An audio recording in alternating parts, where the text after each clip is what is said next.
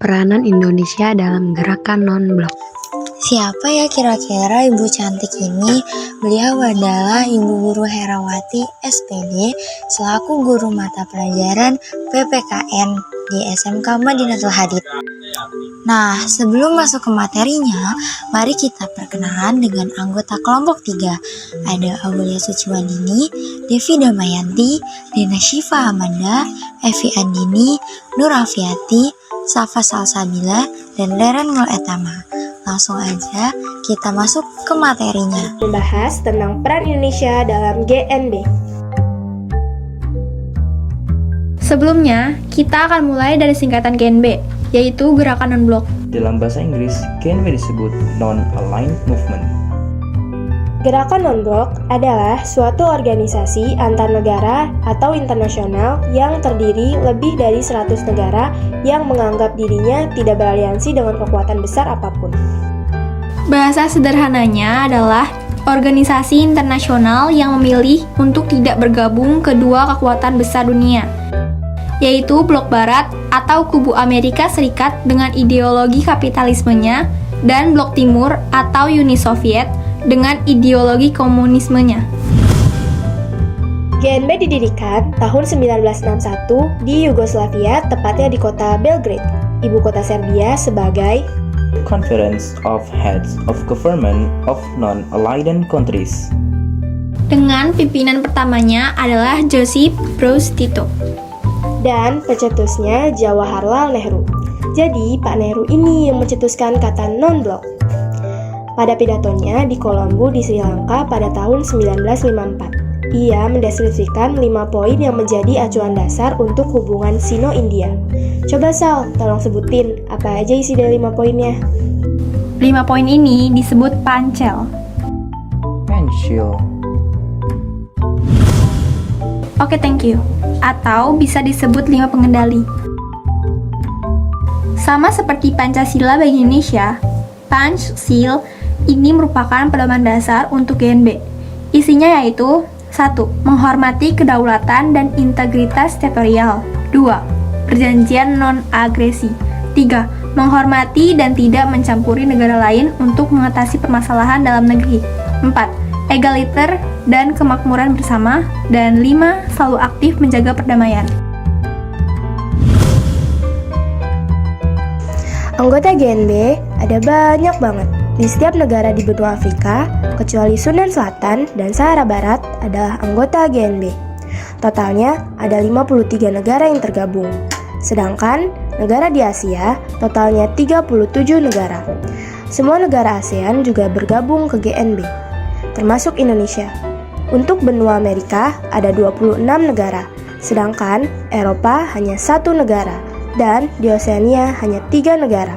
Jadi, total keseluruhan ada 125 negara yang tergabung. Dan jumlah ini mewakili 55% penduduk dunia dan 2/3 negara yang tergabung di PBB. Bahkan, Indonesia menjadi salah satu negara yang memprakarsai pendirian gerakan non-blok. Selain itu, Indonesia juga punya 4 peran penting dalam GNB.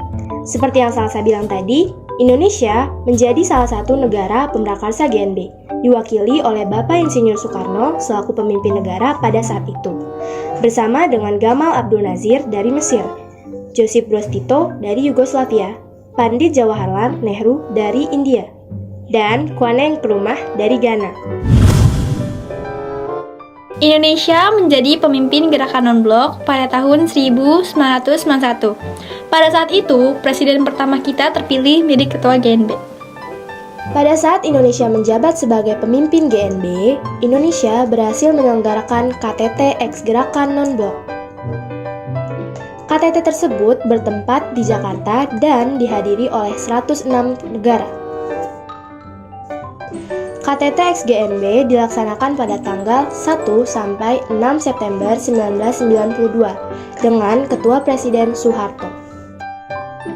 Dan terakhir, Indonesia menjadi negara yang juga ikut memecahkan masalah-masalah dunia berdasar pada asas keadilan dan perdamaian dunia. Selain itu, Indonesia juga memperjuangkan hak asasi manusia dan tata ekonomi dunia yang berdasar pada asas keadilan. Salah satunya adalah Indonesia meredakan ketegangan di kawasan bekas Yugoslavia pada tahun 1991. Nah, teman-teman, berikut merupakan tokoh-tokoh pendiri gerakan non-blok. Ada Kwame Nkrumah, Josip Broz Tito, Insinyur Soekarno, Gamal Abdel Nasir, dan Pandit Jawaharlal Nehru. Francis Kwame Nkrumah, mantan Presiden Ghana. Francis Kwame Nkrumah lahir 21 September 1909 dan wafat tanggal 27 April 1972, adalah seorang politik Marxis, ahli teori politik, dan revolusioner Ghana. Kemudian menjadi Perdana Menteri pertama dan menjadi Presiden Ghana dari tahun 1957 hingga 1966. Josip Broz Tito dari Yugoslavia. Josip Broz Tito merupakan seorang tokoh yang mengusulkan pendirian negara Yugoslavia dan sekaligus menjadi pemimpin tertinggi pertama di Yugoslavia pada tahun 1953. Presiden Soekarno dari Indonesia. Presiden pertama Indonesia, Soekarno, lahir di Surabaya pada 6 Juni 1901. Beliau adalah salah satu proklamator kemerdekaan Indonesia pada 17 Agustus 1945, penerus politik Mahatma Gandhi. Gamal Abdel Nasir dari Mesir. Gamal Abdel Nasir memimpin angkatan bersenjata Mesir dalam kudeta yang menggulingkan Raja Farouk I. Pada awal 1954, Gamal Abdel Nasir menangkap dan menahan Presiden Mesir ketika itu, Jenderal Muhammad Naguib, dan pada 25 Februari 1954, Gamal Abdel Nasir menjadi kepala negara Mesir. Perdana Menteri Jawaharlal Nehru.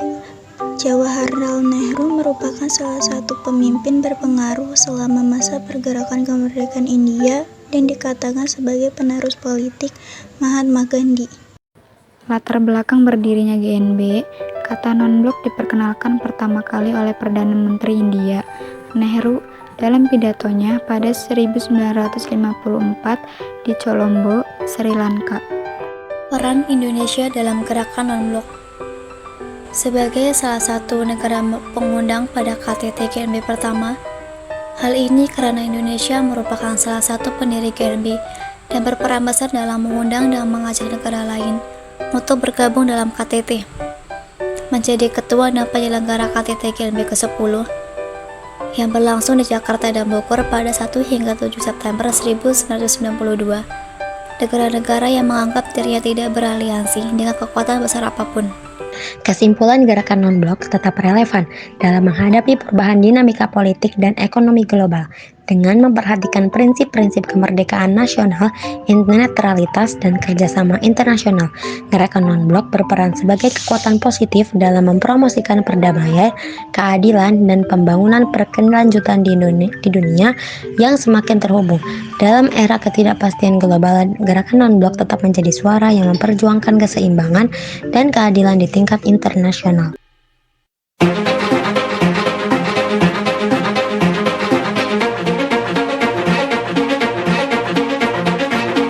Seusai Perang Dunia Kedua, keadaan politik dunia ditandai oleh munculnya dua negara superpower yang saling bertentangan, yaitu Amerika Serikat dengan Uni Soviet. Pertentangan ini membawa dunia pada situasi perang dingin yang muncul dari upaya kedua negara untuk saling memperluas pengaruhnya ke negara-negara lain. Amerika Serikat dan Uni Soviet selanjutnya membentuk aliansi dengan negara-negara lain yang disebut sebagai Blok Barat dan Blok Timur. Aliansi dan pertarungan antara kedua blok tersebut berdampak negatif bagi beberapa negara di dunia seperti Jerman, Vietnam, dan Korea yang terbagi menjadi dua wilayah.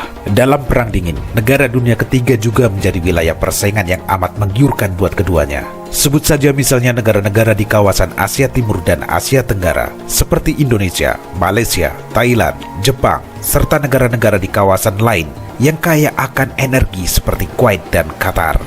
Akibat kondisi tersebut, lahir dorongan yang kuat dari para pemimpin negara Asia Afrika untuk dapat keluar dari tekanan dua negara superpower tersebut.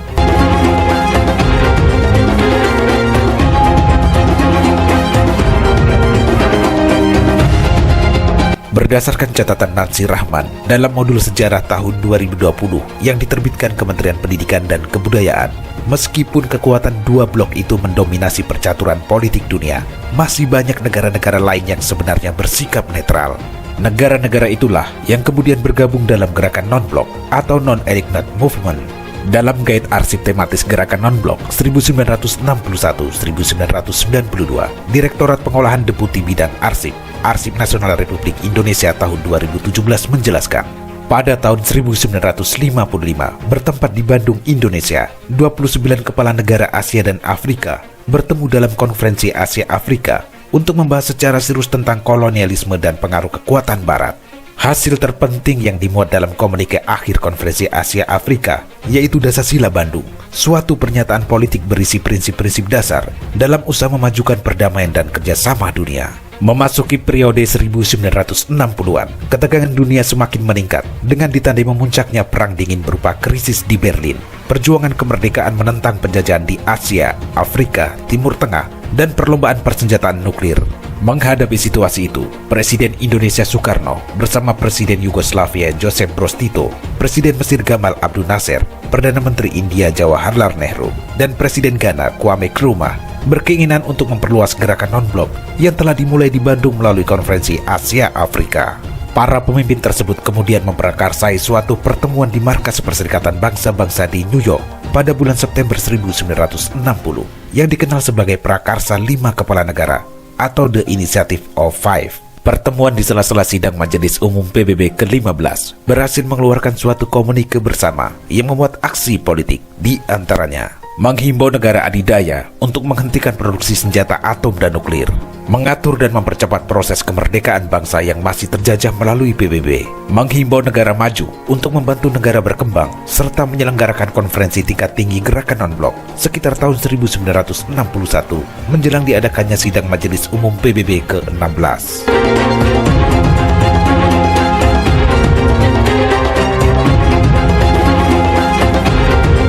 Pemirsa, perwujudan dari Prakarsa 5 Kepala Negara selanjutnya diselenggarakan pertemuan di Kairo pada tanggal 5 sampai dengan 12 Juni 1961 yang dihadiri oleh 20 negara. Pertemuan di Kairo berhasil menentukan kriteria tentang negara-negara non-blok. Dengan kriteria Kairo, selanjutnya dikirim undangan kepada 11 negara lain di samping 20 negara peserta pertemuan di Kairo untuk menghadiri KTT Gerakan Non-Blok yang akan diselenggarakan di Beograd, Yugoslavia pada September 1961. Dalam komunike resmi pertemuan di Kairo juga dinyatakan tujuan Gerakan Non-Blok, yaitu pemeliharaan perdamaian dan keamanan internasional, kerjasama internasional yang efektif, kemerdekaan manusia, dan pengembangan menuju masa depan yang lebih baik. Akhirnya, KTT Gerakan Non-Blok pertama dapat diselenggarakan pada tanggal 1 sampai dengan 6 September 1961. Konferensi ini dihadiri oleh 25 negara, yaitu Afghanistan, Aljazair, Yaman, Myanmar, Kamboja, Sri Lanka, Kongo, Kuba, Siprus, Mesir, Ethiopia, Ghana, Guinea, India, Indonesia, Irak, Libanon, Mali, Maroko, Nepal, Arab Saudi, Somalia, Sudan, Suriah, Tunisia, dan Yugoslavia. 3 negara hadir sebagai peninjau, yaitu Bolivia, Brasil, dan Ekuador.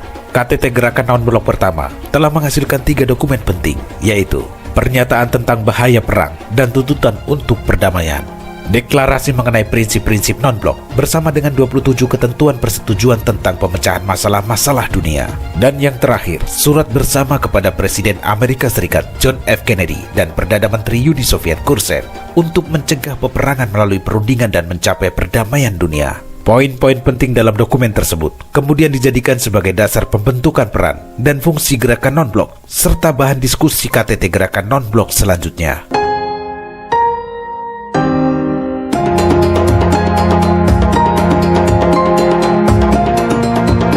Dari sebuah artikel yang dimuat pada laman Kementerian Luar Negeri Republik Indonesia yang dipublikasi pada tanggal 9 Desember 2022 menjelaskan, pada awalnya, gerakan non-blok lebih banyak beraktivitas dalam isu politik, seperti dukungan bagi hak menentukan nasib sendiri, kemerdekaan nasional, kedaulatan, dan integritas nasional negara-negara anggota. Sejak pertengahan 1970-an, isu-isu ekonomi mulai menjadi perhatian negara-negara non-blok. Untuk itu, gerakan non-blok dan kelompok 77 serta China melakukan serangkaian koordinasi dan penyusunan posisi bersama dalam masalah-masalah ekonomi dunia dan pembentukan tata ekonomi dunia baru, New International Economic Order. Pasca runtuhnya komunisme di awal tahun 90-an, muncul perdebatan mengenai relevansi gerakan non-blok. Ada yang menyatakan bahwa dengan berakhirnya sistem bipolar pada konstelasi politik dunia, eksistensi gerakan non-blok menjadi tidak bermakna. Namun demikian, mayoritas negara mengusulkan agar gerakan non-blok menyalurkan energinya untuk menghadapi tantangan-tantangan baru pasca Perang Dingin, seperti peluncuran senjata, pembangunan ekonomi negara berkembang, pengentasan kemiskinan, serta pembentukan tata dunia yang lebih adil bagi negara berkembang. Munculnya tantangan-tantangan global sejak awal abad ke-21 juga memaksa gerakan non-blok untuk mengembangkan kebijakannya agar keberadaannya tetap relevan. Isu-isu baru juga menjadi perhatian gerakan non-blok seperti terorisme, konflik intranegara, separatisme, berlanjutnya pengembangan senjata baru, teknologi informasi dan komunikasi, serta pencapaian pembangunan berkelanjutan.